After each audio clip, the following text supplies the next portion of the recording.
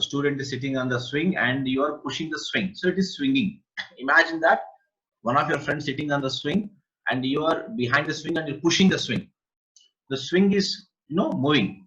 When the swing is moving, don't you feel that swing produce the wave nature? Obviously, swing is doing the swinging. It is producing the wave nature. And this is generally be called a simple harmonic motion. To and fro. Because even when you push it, the swing go to the highest point and comes back to you and again you push. So if you see, restoring force is proportional to amplitude or something like that, no? Displacement. Yeah, displacement. So, correct. So what happens here, when you are applying the force, you are applying the force regularly. Remember this word. You are applying the force regularly. That's why this force is called periodic force. That means every 20 seconds you are applying the force. Say for example, every 20 seconds you are applying the force. So regularly applying the force means your force has some frequency. Now the swing is also having some frequency because it is moving. After some time, what happens? The swing frequency is equal to your frequency. Your means your force frequency. Whenever the swing frequency equal to your force frequency, you can examine that the swing will oscillate with the higher amplitudes. That means you could see the swing is swinging very fast to greater heights. Have you had any experience like that in childhood time? Yes, sir. Right? Once I fell off the swing, I flew off the swing. Huh? I was swinging and then I just flew off the swing one time. Like, okay, that is the maximum amplitude reached. So that's correct. So what I'm saying, at one point after what happens, now your swing automatically oscillates. Do to and from motion to maximum amplitude. That means going to greater height from the ground and coming back, going to greater height from the ground and coming back. So this is called resonance. So resonance means whenever the body frequency, natural frequency is equal to applied force frequency, then we'll get resonance. Like, when we have radios and there is a channel, say a radio channel, FM channel, for example, is say 93.5 FM, for example.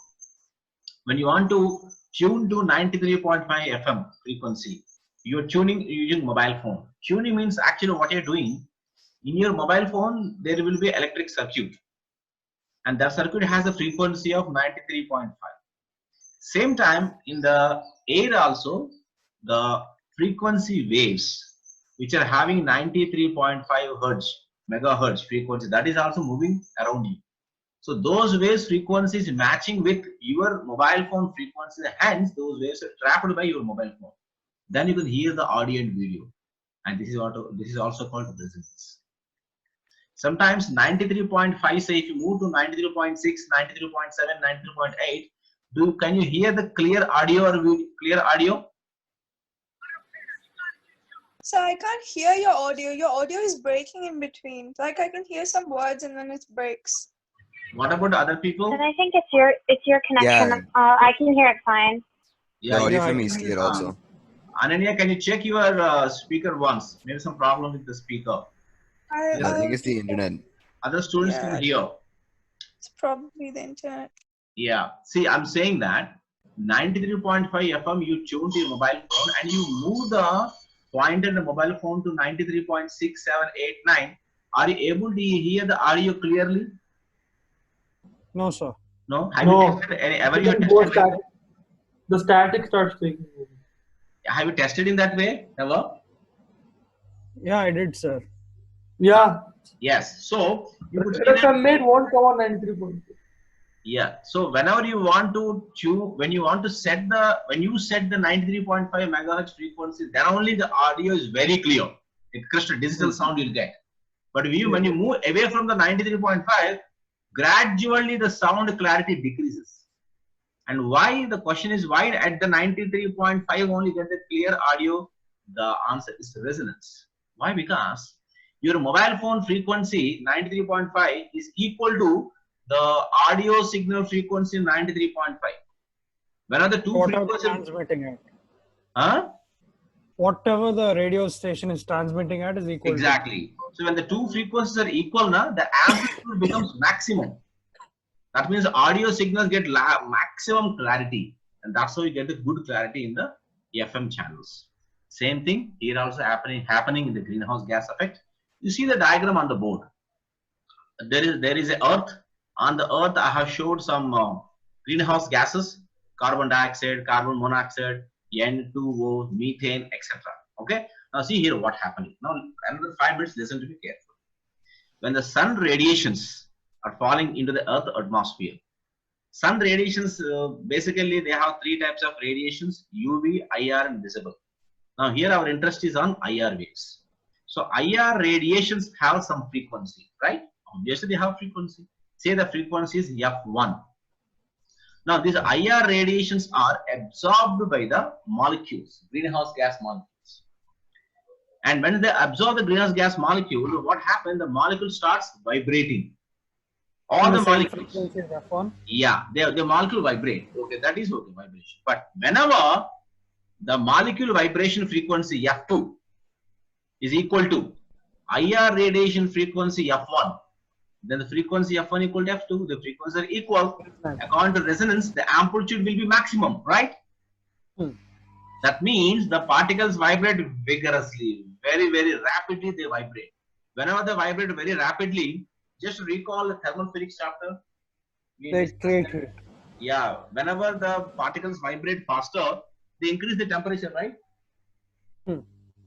Same thing happens here. Whenever this molecule's frequency is equal to frequency of IR radiation, the vibration becomes faster, larger amplitude, hence they increase the temperature. So that is how surface temperature is increasing. Now see here. See the diagram? What I told you, same thing is reflecting here.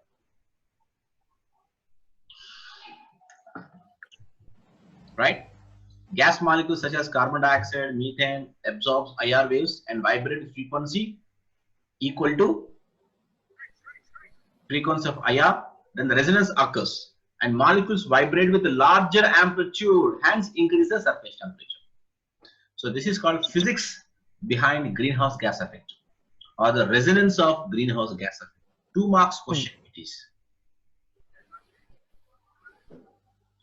Akhil, Yeah, sir. can you tell me what I have explained?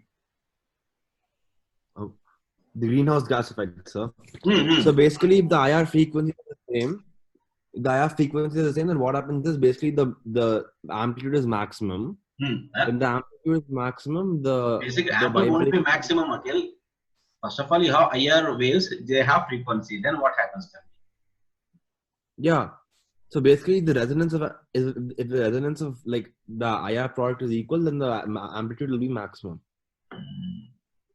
Okay, some information is there, but not complete information. Then you said that they vigorously. Okay. How do I explain? They vibrate vigorously is what you. I got it. Naishani, can you tell me?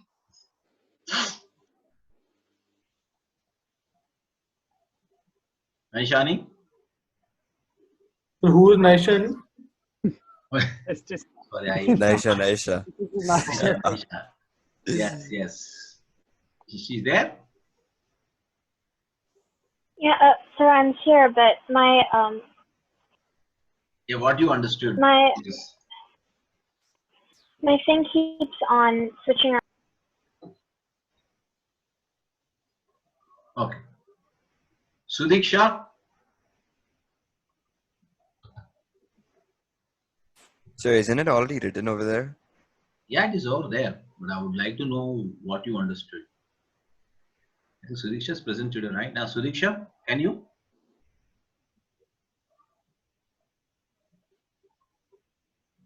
Hello? All right, no response. So, anyway, basically what I'm telling that, Antarish, are you there? Yeah, sir. Antarish, can you Did I tell? tell something wrong? Huh? Sir, Did I tell something wrong? No. You told, but not completely how you explained to me. sir, so Diksha's microphone isn't working. That's what she's saying on the Okay, chat. that's okay. Antarish, you tell me.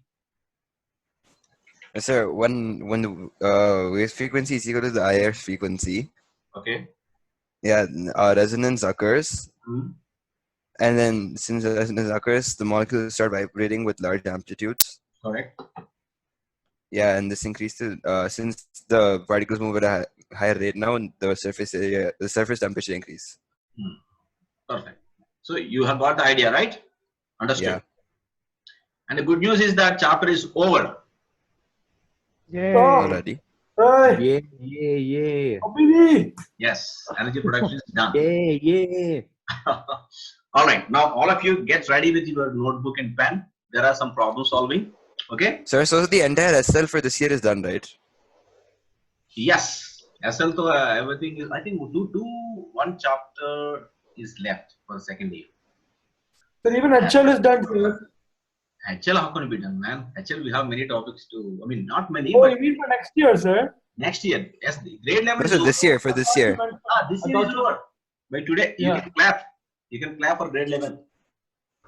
Guys, let's celebrate. Yeah. Yes, syllabus is completed. Good. So we have only 10 minutes left. So start working on the problem solving, right? So I'm showing a question on the board. So you send us worksheets, so that's best. Yeah, I will send. Of course, I need to see how you're solving also, right? I will send the worksheet. Yes, sir. And after the class is done, can you send the recording of the class? Yeah. See, I'm keeping on the Physics Reach website, right? You aware of that? You aware of the Physics Reach? Okay. I'm sending the link also. Every day I'm sending the link to your email address. Please check. This video Yeah, also okay, is sir. kept there. Okay, first question you see. In a pumped storage hydroelectric system, water is stored in a dam of depth 34 meters. So dam is given, 34 meters is given, and the water leaving the upper lake descends a vertical distance of 110 meters and turns the turbines of a generator before exiting into a lower lake. You can see the picture. Now, water flows out of the upper lake at a rate of 1.2 10 power 5 meter cube per minute. The density of water is given to you. Estimate the specific energy of the water in the storage system. Given approximate unit to your answer. Specific energy formula is The energy per mass, unit mass. correct. You can work on it now.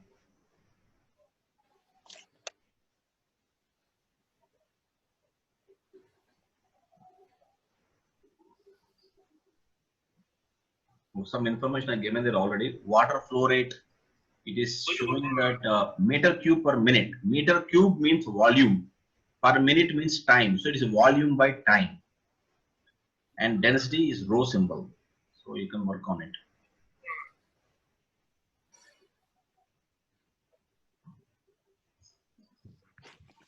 Energy per unit mass. Sir, for the rate of the water flowing, is that it to the power of 8 or to the power of 5? 1.2 to 10 power 5 Oh, okay. meter cube per minute. You need to convert into seconds.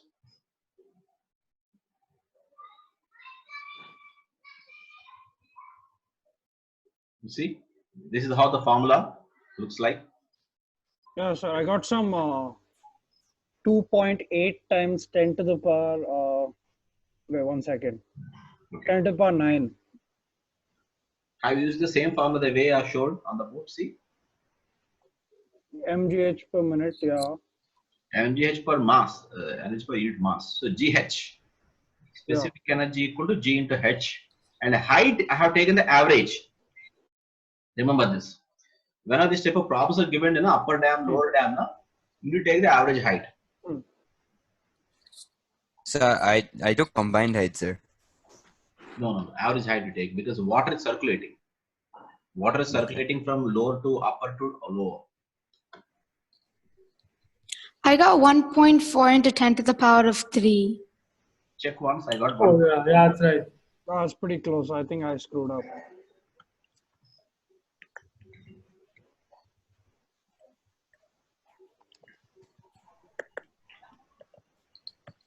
Sir, why did you do 17 plus 110? Is that the average?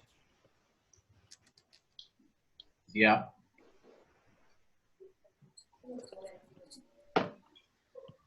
because you have the upper dam, upper lake dam, and lower lake dam. Both you have. And water is flowing vertical distance of 110 meters. So 110 meters specifically you have to take because the flow rate is that one. But in the upper dam, what happened? Water is coming and going into the upper dam again. There is some what you call a way, the water going into the dams. So that's why we're taking the average height. And average height 34 meters is nothing but 34 by 2, which is 17. So 17 plus 110. That is the height you need to take.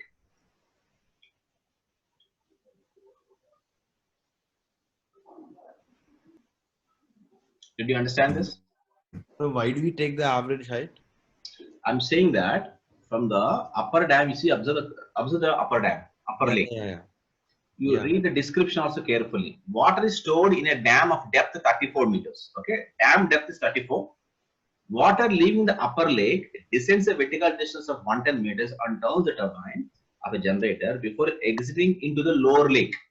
Right? When the water going into lower lake, what is happening? This lower lake, from the lower lake, the water again going on to the upper lake. Okay. So, hence the water is circulating from lower lake to upper lake. We are taking the average height. But here we take the average height only of the upper lake, right? Yes, yes, because water storage is only in the dam, not on the vertical distance. Right? I got the answer, sir. Yeah, even I got the answer, sir. 1244.6 joules. I got 1245.87. Okay. Scientific notation. Show him scientific 1.2 kilojoules, sir. All of you show in scientific notations only. Okay. Next question. See this one. Show that the average rate at which gravitational potential energy of the water decreases is 2.5 gigawatts. So we just multiply the mass, right? So we just multiply the answer by the density. No, you multiply the mass and then divide it by the time, right? See, it says average rate of the gravitational potential energy. So it is nothing but potential energy by time. mgh by t, and m is 10 to the power. Yeah. Do it. You have density also there. You need to show that. So answer is given to you. See, this is the basically formula. Is it making sense? Just to check.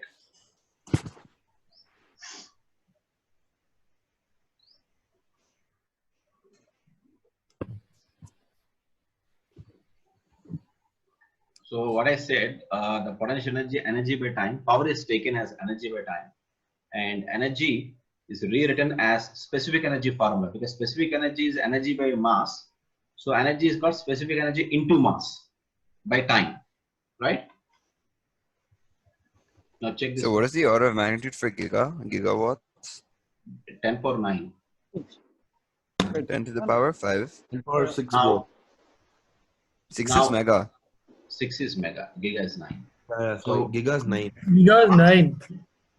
Mass we don't know. That's why I rearrange the mass with the density. You can see that density into volume, and you have the substitution here. Specific energy 1.2 10 power 3. Density is 1000. Volume is given in the question 1.2 10 power 5. By time. Time should be in seconds. So minutes need to be converted into seconds. That's so what is S over here? Specific energy. No, okay.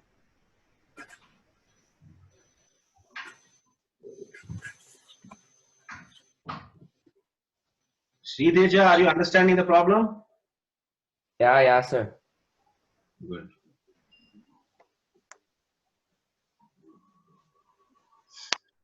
So the answer, have you got the answer?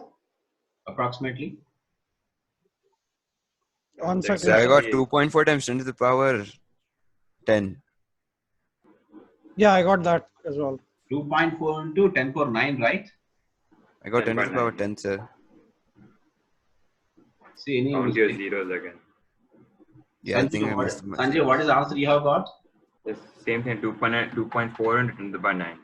So you got the right answer. 9, how do you get, Ray? Maybe some 10 powers. Sorry. Oh, 9 only, correct. 9 only. Yeah, I put 12 instead of 1.2. You About didn't 12 count. centimeters. You didn't count the decimal places correctly. 10 to the power 9 only. Yeah. All right. Next question. See this one. The storage system produces 1.8 gigawatts of electric power. Determine the overall efficiency of the storage system.